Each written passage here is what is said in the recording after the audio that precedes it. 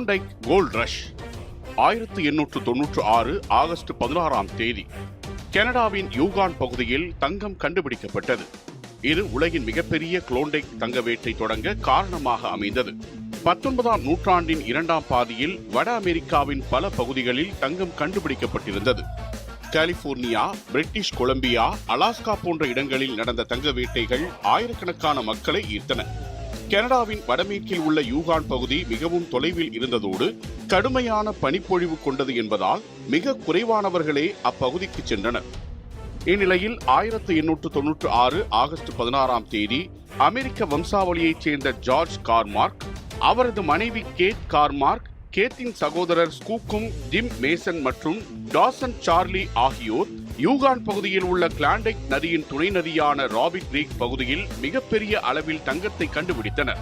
இந்த செய்தி அருகிலுள்ள பகுதிகளில் விரைவாக பரவியது. 1897 SS போர்ட்லாண்ட் கப்பல் சான் பிரான்சிஸ்கோவை அடைந்து யூகானில் டன் கணக்கில் தங்கம் இருக்கிறது என்ற செய்தியை உலகிற்கு பரப்பியது.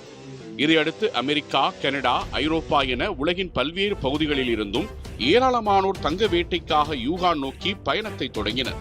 1 லட்சத்திற்கும் அதிகமானோர் தங்க வேட்டை பயணத்தை தொடங்கினாலும் கடுமையான பனிப்பொழிவு, சிக்கல் நிறைந்த நிலப்பரப்பு மற்றும் போக்குவரத்து சிரமங்களால் சுமார் 30,000 பேர் மட்டுமே கிளாண்டைக் பகுதியை சென்றடைந்தனர்.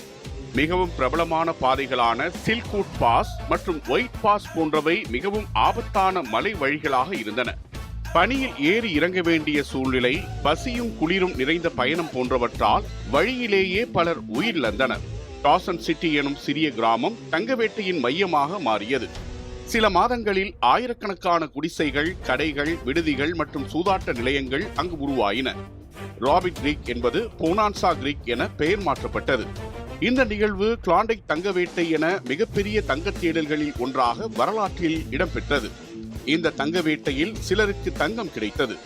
ஆனால் யூகான் பகுதியில் உள்ள பழங்குடியினரின் நிலங்களும் வாழ்வாதாரமும் பறிபோயின.